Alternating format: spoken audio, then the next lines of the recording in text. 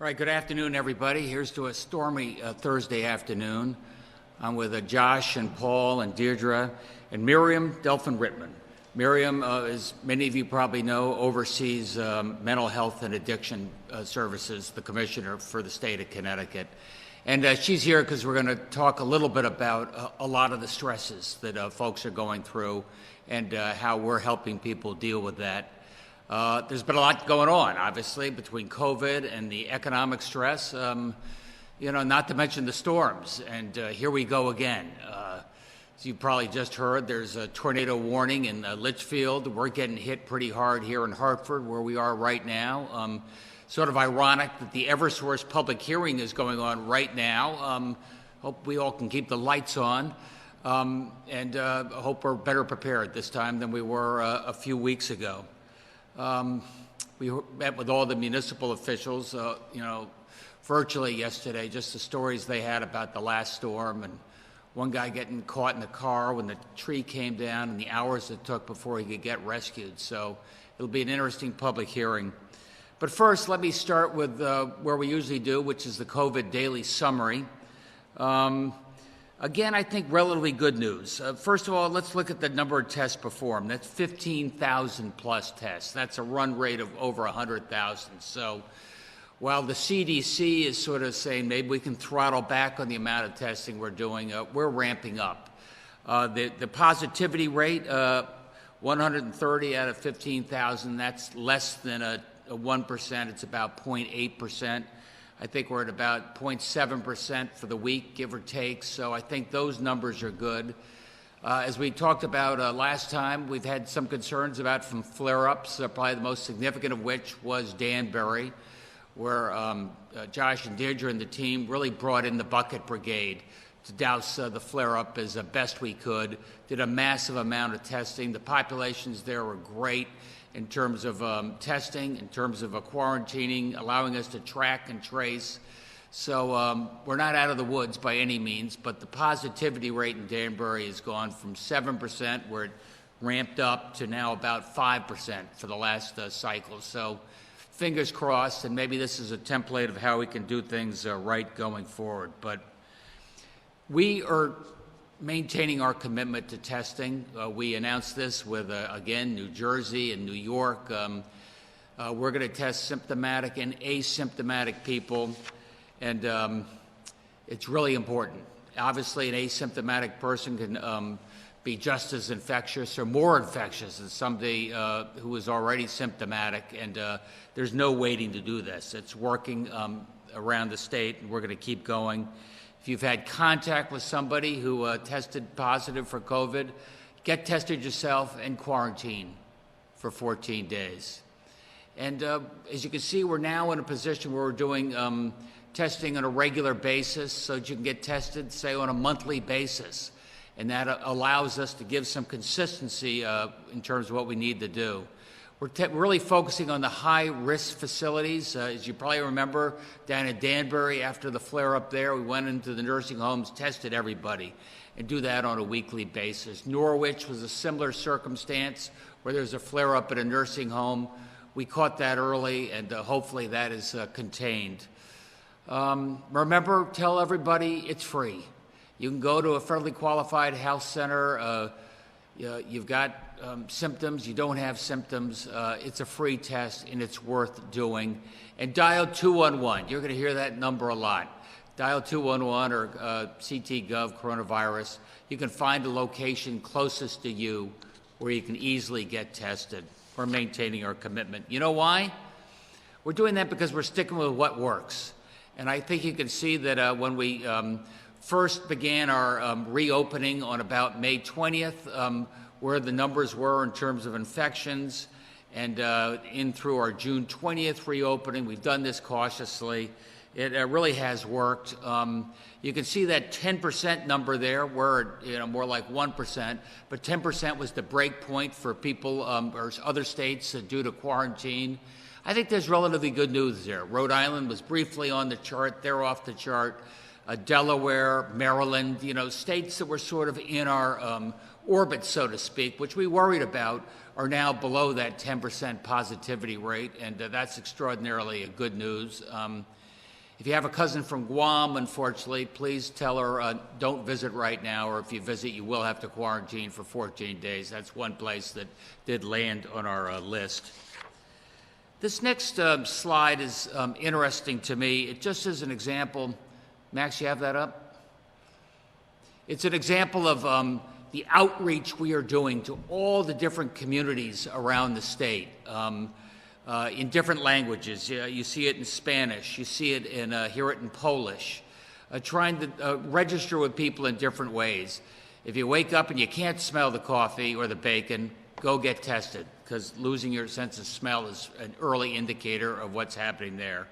So we've done a real outreach effort to all the different communities, and I'd like to think that it's working. Here's on a different topic right now. Look, the country's getting hit hard on an economic front, and we've got about 95% of our economy technically open, but that doesn't mean everybody's going at full throttle, and that certainly doesn't mean everybody has been hired back. We have a tough unemployment situation, and as you probably know, we did get the permission from the feds for the $300 true-up, which is a good start, but the Department of Labor says it'll probably take a few weeks before we can get that reflected in your unemployment check. It will be retroactive, which is a relatively good news. But this is sort of the economic resilience chart here is interesting. It tells you how much of our economy has come back. And nationwide, our economy is about 22% less production than we had pre-COVID. That says 78%.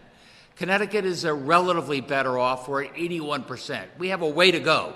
This is no victory lap, but we're at 81% of our economy came back. New York is at 71%. New Jersey, 79%. Massachusetts. I think a number of reasons for that. One, we kept our manufacturing open. Secondly, we kept outdoor construction open throughout, so that allowed us to hit the ground running. We kept our stores and restaurants open, at least for pickup during those early days. We have a long way to go, but it just gives you a sense of how we measure up compared to our peers. Finally, I think because we're doing relatively well, Deirdre's really been taking the lead on this at our nursing homes. We're trying to make it easier for you to see a loved one there. And there are a lot of reasons for that. I was the guy that had to make a call in early March that we no longer were going to allow visitation into our nursing homes. I think you know what the purpose was there, in trying to do everything we could to tamp down the risk of infection. A couple of months later, we were able to at least open up for outdoor visitation with a loved one at a nursing home. And what Deirdre's doing now is opening that lens a little more, because we know that we can do that safely. And so facilities will create their own visitation plans, but most importantly, you can spend a little more time with a loved one there as necessary. Compassionate care, in the facility itself, in the room, somebody in real need, we're making sure that's available. And also it promotes emotional health and well-being. And obviously in the Alzheimer's clinics and places where people are losing a little bit of touch, having that lifeline with a loved one was so important, and we're opening that up a little more every day. And that gets us to where we are on emotional, social, and that's mental health and substance abuse, substance use resources. That's why Miriam is here.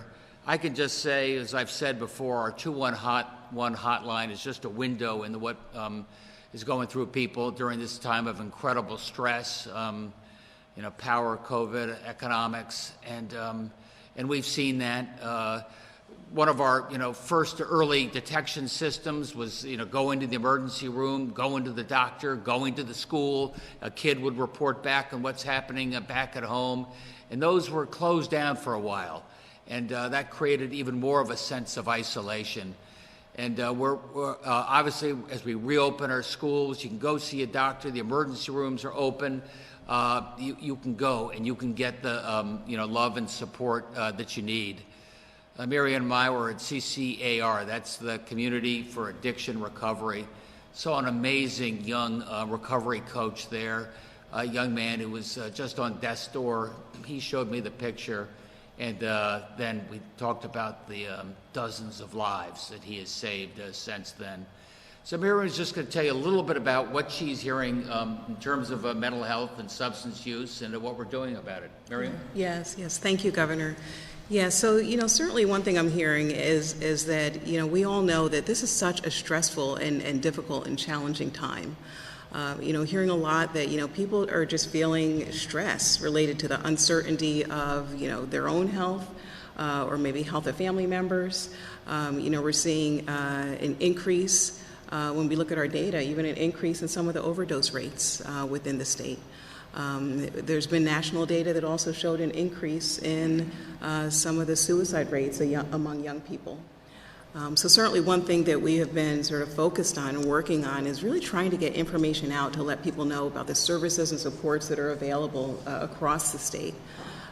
We have a very robust service system, and in many ways our systems and many of the programs and services and state providers, as well as our community private nonprofit providers, have stayed open through COVID.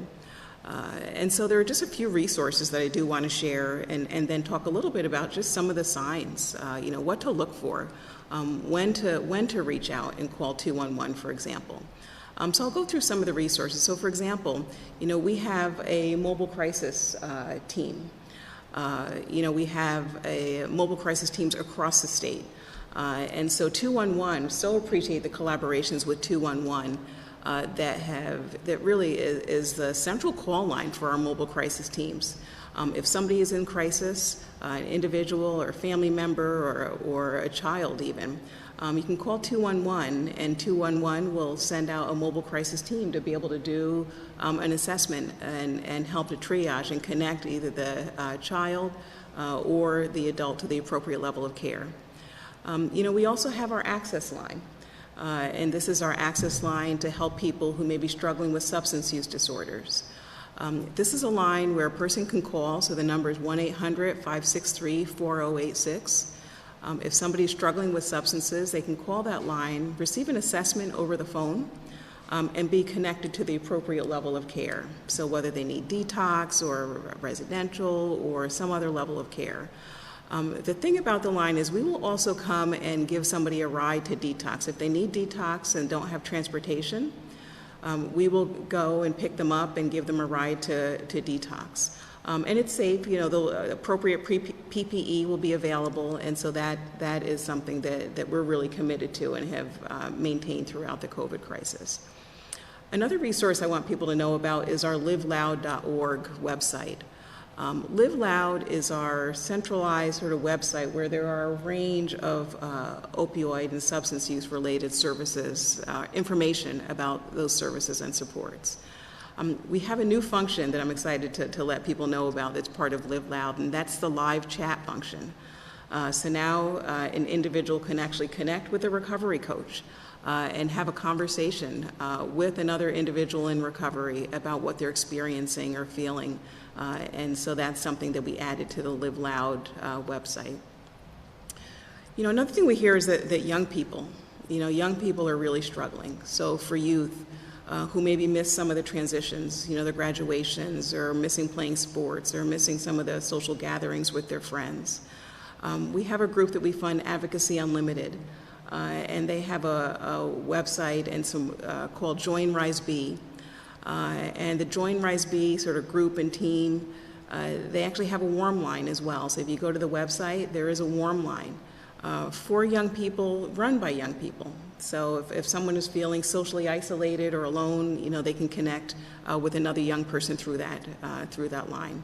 NAMI Connecticut also does virtual support groups for young people and family members. And so that's an important resource that we have here in Connecticut. Again, because we're hearing that, being the social isolation for people is hard, and it's causing increased stress. which for some people may be exacerbating addiction or exacerbating some of their mental health issues. And so the NAMI Connecticut, has the virtual groups. And then also finally the CCAR, the Connecticut Community for Addiction Recovery. They run 5 recovery centers across the state. These are centers where people can drop in, can receive support, can talk with other individuals in recovery, can volunteer themselves. And so that is available across the state as well.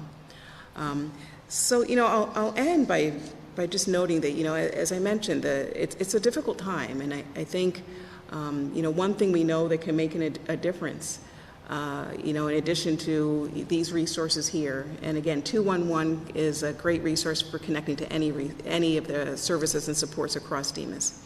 But lastly, I think an important piece is just reaching out to each other. Place a call. If there's an older person in your family or friend or somebody that you know that lives alone, reach out and give them a call. Let them know that physical distancing doesn't have to mean social isolation. And I think, to the extent that we stay connected with each other, place the phone calls or maybe go out to lunch, certainly masked and socially distanced, can help to reduce the feelings of stress and social isolation that people may be feeling. So I'll stop there, and we'll be happy to take questions when we get to that point as well, Governor. Yeah, especially on a stormy night like tonight. Give somebody you think might need a call. It's a good thing to do. All right, Max? Channel 3 Eyewitness News. With the services that you've listed, particularly those that are run by the state, have you seen any increase in calls or requests for service?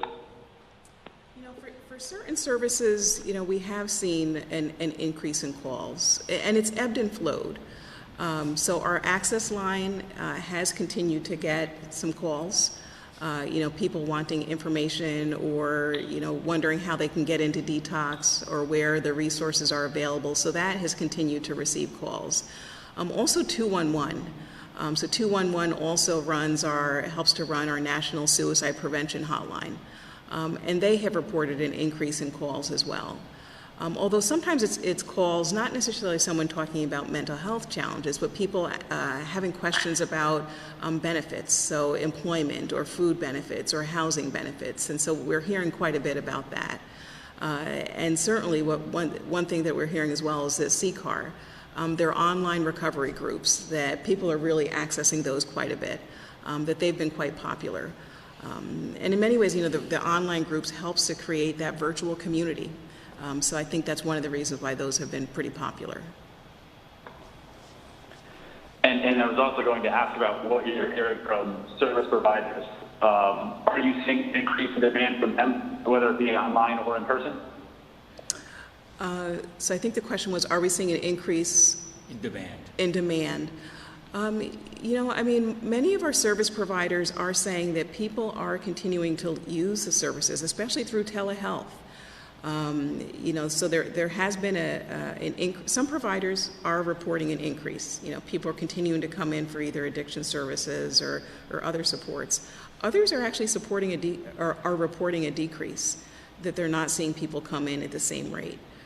Which is some of the reason why we're really working to get information out, that there are services available across the state. So we're seeing both. Some providers say they're seeing a steady flow and it's pretty constant, and others reporting either the same or a decrease. Across the board, the thing that's been very popular is the telehealth. For people that live in rural areas or for people who may not have access to transportation, the telehealth, being able to connect with their providers virtually is something that's been very popular and that people have been advocating, actually, that we keep beyond COVID. Yeah, CCAR, the addiction services, I think their demand is up about 20%. The number of opioid-related deaths is up about 20% compared to last year. Talking to Karen John Mark on domestic violence, the hotline there up about 20% as well. News 8. Hi, Governor Stephanie Simoni here. I had a question for you based on Jim Judge's testimony today. Do you believe he should step down based on what you heard, and why or why not?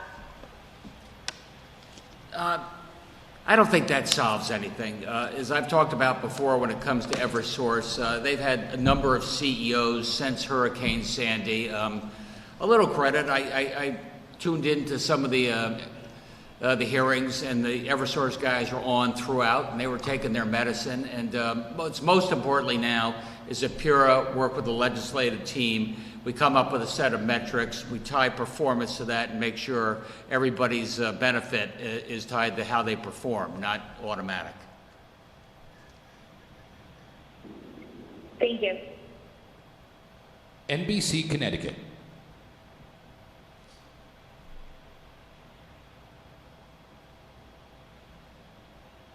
Fox 61.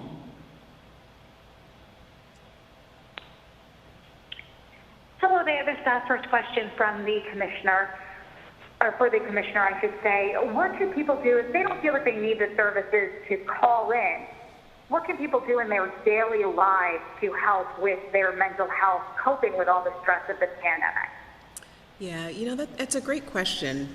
I think just, one of the things I mentioned before is, staying connected, staying socially connected, reaching out to family members or friends can help with stress and anxiety.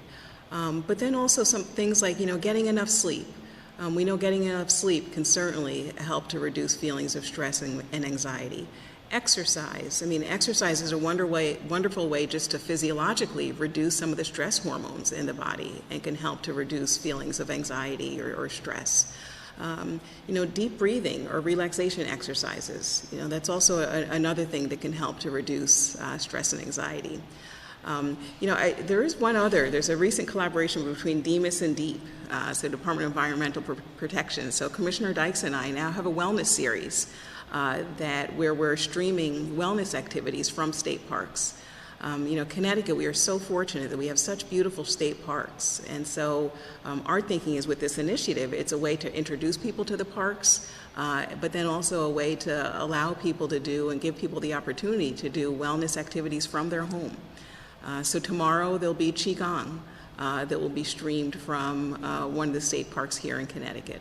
And then next Friday we'll be doing some mindfulness meditation, and that will be streamed from a different state park. I think paying attention just to some of those basic wellness things, sleeping, getting enough eating healthy, exercise, certainly all of those things can help with managing, wellness and day-to-day stress.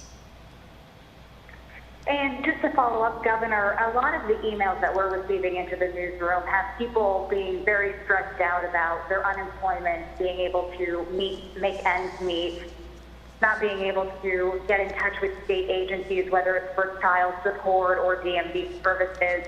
What can the state do to help alleviate people's stress? Well, first of all, on the unemployment, it's really time for the U.S. Senate to step up and make a deal with the House so people have some certainty about what they can expect. We're sort of putting together a patchwork when it comes to unemployment. I'm thankful that for the next couple of months, the feds are going to provide an extra $300 on top of the state unemployment contribution. Like I said, that's going to take a while. Fortunately, DOL has now been able to get their call service center up and operating. So I think they're much better able to, we've caught up for the past due.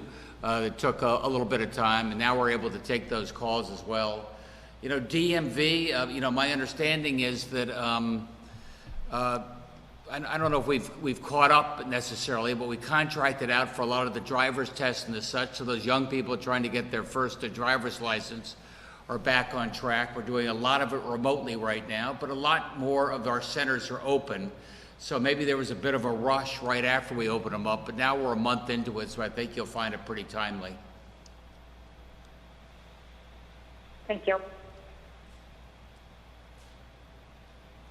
The Associated Press. Thanks, Max. Good afternoon, Governor. Good afternoon, everyone. Commissioner Gifford, I wondered if you could talk a little bit more about the visitation changes at the nursing homes. Is this a blanket policy, or is this going to be tailored to each individual resident? Hi, good afternoon. Thank you for that question. This is a policy that is not for every resident of the nursing facility, but it does impact the general way that nursing homes are handling visits. So let me explain in a little bit more detail what the new commissioner's order does.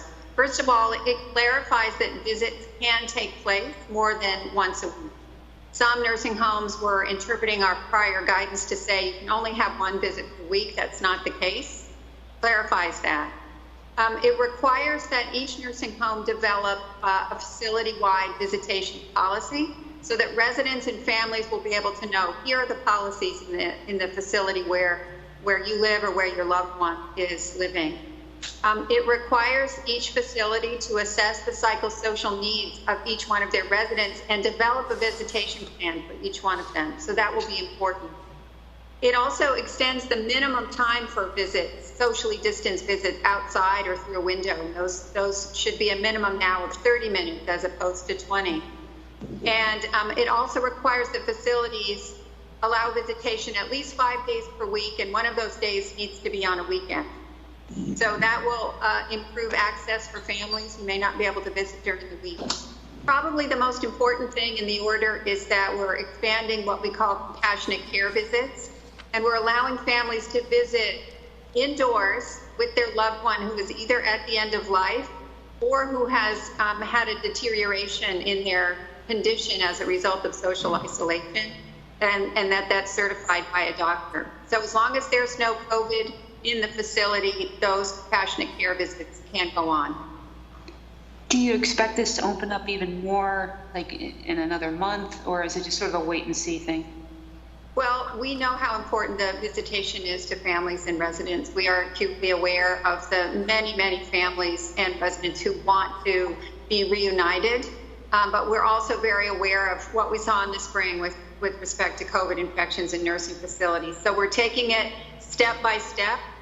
We think that this will address a significant number of the challenges that we've seen. We want to see how this goes, how nursing homes implement it, and then we'll look at it again. And what is your reaction, and also Governor Lamont, what's your reaction to the decision by the Connecticut Interscholastic Athletic Conference on their plans to move forward with fall sports? I know DPH recommended that you guys hold off on football and indoor volleyball, I think. Hey, Paul, why don't you take that? Yeah, I'll start off, and then I'll pass it off to Commissioner Gifford.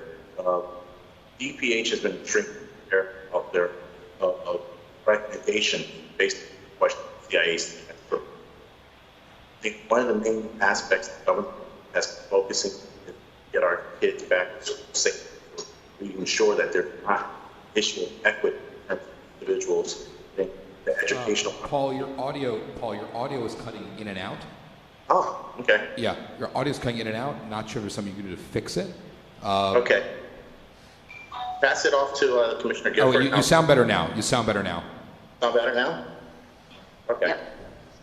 All right. Well, first and foremost, thank you for the question. Like I said, the Department of Public Health has been extremely clear as it deals with the overall guidelines based upon the that CIAC's provided. Football is a high-risk sport that is categorized by the National Federation Association, which CIAC is a member of. We do not expect EPA to change that recommendation. The governor has always stated the objective was to ensure that we keep our students back safely, so educational that not only they deserve, but institutions that they deserve. With that said, there's going to be local districts and parents to tell what are the various risks of in football the fall academic season. I think there's no surprise. I'm proud of a football player, both high school, collegiately. I have a son myself, and if I was in the position of a high school son in terms of playing football, I would have a lot of pause about whether or not it would be safe to play at this time. But with that said, DPH was clear with their recommendation of volleyball and with football, following the overall recommendations and by the association is a member of. So EPA should continue to work with the IAC, but with that said, well, they're staying strong on their recommendation. Go ahead, Deirdre. So, I think Paul said everything pretty clearly. Our recommendations, as reflected in both of the letters that DPH has written to CIAC, are that we do not recommend going ahead with either high-risk sports, such as football, or moderate-risk indoor sports, such as girls volleyball. And as Paul reflected, those recommendations are unlikely to change. We've been consistent. And those recommendations are based not only on those national guidelines, but they're based on the nature of the sports themselves and the nature of the way that the coronavirus is transmitted. And as the governor repeats frequently, we're going to follow the science, and the science indicates that these sports are higher risk than others. Thank you. Connecticut Public Radio.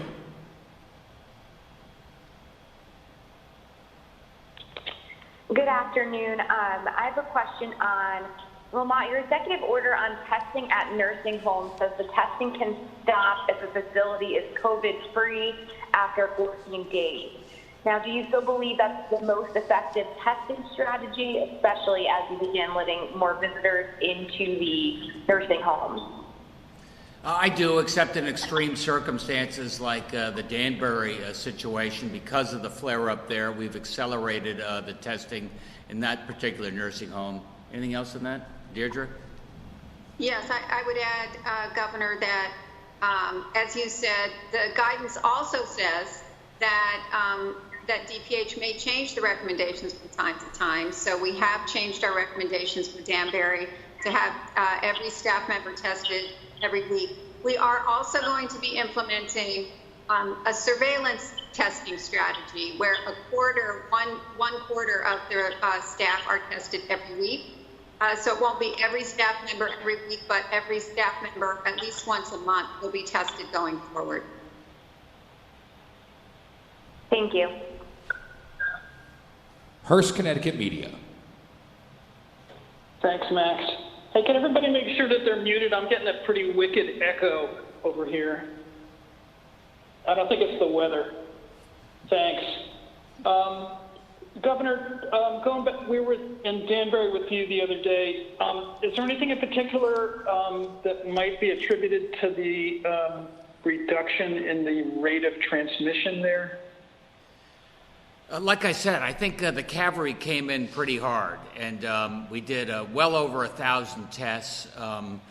That's a big piece of the population that we thought was certainly most at risk, those multi-generational in the denser housing. I'd like to think we got there relatively early, and as I said before, the people not only got tested, but they also quarantined. So we're not out of the woods, as I said. Let's wait and see over the next few days, but so far, so good. Thanks. And I was listening to the Energy and Technology Committee meeting most of the day, and thanks for scheduling this at 4 o'clock so I didn't have to listen to it anymore. But would you support or call for some kind of rebate or reimbursement, even though Eversource and United Illuminating do not have to? Yeah, I have privately said that to the CEO, and I've publicly called for it. Look, you could wait for regulation, you can wait for the legislators and see what they make you do. If I was the CEO of a company like that, I would say, look, I know the incredible stress people are going through. Maybe it was a hard storm, but we all know we could have done better. And it costs some of these folks a lot in terms of financial, in terms of food, and in terms of stress. So I would definitely lead with a refund. I think that'd be the right thing to do. And finally, noting that there's some kind of Republican convention going on with the president, do you think it was just a coincidence that the CDC quietly came out with this controversial rule regarding people who should be tested and who shouldn't be tested this week? I think it's a very political season, and nothing's a coincidence. Thanks, Governor. The Hartford Current. Yeah, I had a couple of follow-up questions for Commissioner Gifford. Commissioner, on the visitation order, my understanding is that this will allow people to actually go inside the facility and be with their loved one with no social distancing, you know. Is that correct? Am I reading that correctly, or? You are, under limited circumstances, that will be allowed. There will be a requirement for personal protective equipment, for symptom screening of the visitors. But it's the view of our team and the experts, and we've been consulting with the industry as well, that under certain circumstances, that is a safe practice and very important for the family and loved ones' well-being. And following up on the testing issue, do you have concerns that some nursing homes have not been testing their employees as they have supposed to be? We've actually been out and about confirming that, and that we have discovered a couple of nursing homes that were not in compliance with the governor's executive order on staff testing. So there will be some actions taken with respect to those facilities, and we'll continue to do those inspections to make sure that nursing homes are in compliance. It's a very important strategy to, we've been, with all great credit to the nursing homes and their staffs, we've been very successful in bringing down the number of COVID cases in our nursing facilities, and the governor's executive order on staff testing is a key part of that strategy. So it's important that we monitor compliance and enforce it. Thank you. You're welcome. The Connecticut Mirror. Thanks, Max.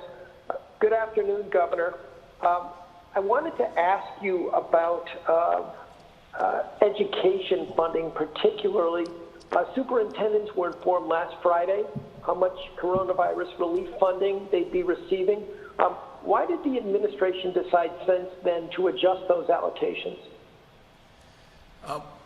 I think, we asked people to give us proposals assuming in-person learning, distance learning, and some hybrid in between. I believe that they gave us their best estimate in terms of what they were going to need. We said we will fully fund everything you've requested in terms of masks and other PPE to make sure you can return to school safely. I think we said we're going to fully answer any questions or provide any funding you need for technology, just to make sure your classes are equipped. And as you know, we're getting Chromebooks and Wi-Fi out to folks that are in need there. I think if there are some other ancillary things they asked about, Melissa McCall, maybe used a little bit of discretion there. And right now, we're finding, look, some of the schools are opening full-time, some are opening, perhaps New Haven's going to try distance learning for now, so there'll be some, money following the children, because some kids are going to go to another school district, a magnet school in another town, if they can't go to school in their hometown. Thank you. Just one more question for Commissioner Gifford. We're going back to the visitation at the nursing homes. Are there any specific triggers that you'll have where this policy could be tightened up? Like if, for example, the statewide positivity testing rate goes over 1% or some other mark, or if a particular number of nursing homes have breaches. Have you set any specific criteria for when you might and how you might modify this visitation policy? Yes, so that's the case with all of these commissioner's orders, and they're dependent on the circumstances, of course. In this particular order, we state that as soon as a nursing facility has an outbreak, which is just one case, we will discontinue the compassionate care visits indoors. So that's built into the order. And then, as the governor mentioned, we'll keep monitoring community spread, and when we think it's necessary, we can change these visitation policies. I want to make sure and say, though, that we do recognize how important visitation is to families and residents. It's part of their health and well-being. So we won't ratchet anything back lightly. But if it looks like it's going to be necessary, obviously, to protect the health and well-being of all the residents in the facility, we will do that. Thank you. CT News Junkie. Thanks, Max. My first question is for the governor. Governor, Biden said that he would shut down the country again if scientists recommended doing so to fight the coronavirus. Under what circumstances would you shut down the state of Connecticut again? Christine, I think we're finding here in Connecticut that we were able to open cautiously, and I'd like to think keep things open cautiously and keep the infection rate down. So I'm not talking about shutting things down, but let's face it, we saw in Danbury, if there's a flare-up, we said the schools are going to have to take a pause, and and the college will have to take a pause as well. So I think we're going to adjust accordingly. But right now, I think Connecticut has learned how we can manage through this COVID pandemic without going back to closing everything down. But we're going to do it cautiously. So where do we stand on phase 3 then? From my point of view on phase 3, it's going to take a little bit longer. As I've talked to every governor, and I said before, a lot of phase 3 is related to upping the occupancy in indoor dining, for example. It's about opening bars again, big indoor entertainment venues. And even though our metrics are still very low, I'm highly conscious of how fast things changed in places like Florida and Arizona last month. So I'm going to err on the side of caution there. Okay, and I just wanted to give Paul Mounds another chance to answer the football question and whether football should be going forward in the fall. Yeah, can you hear me clearly? I can hear you clearly. Perfect. So as I stated before, the Department of Public Health, under the leadership of Commissioner Gifford, has been extremely clear that football is a high-risk sport. That's not only a designation that the Department of Public Health has come to the conclusion of, it's also a designation now recognized by the association it's a part of, but CIAC itself. So with that said, I do not expect the DPH to modify their letter or their conclusion. And at this time, the CIAC has been able to move forward and to follow metrics that will be seen in the state of Connecticut.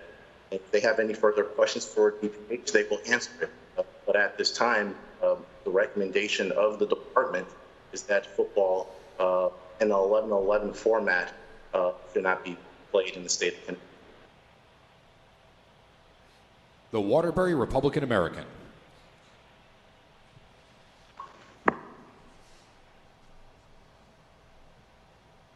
The Waterbury Republican American.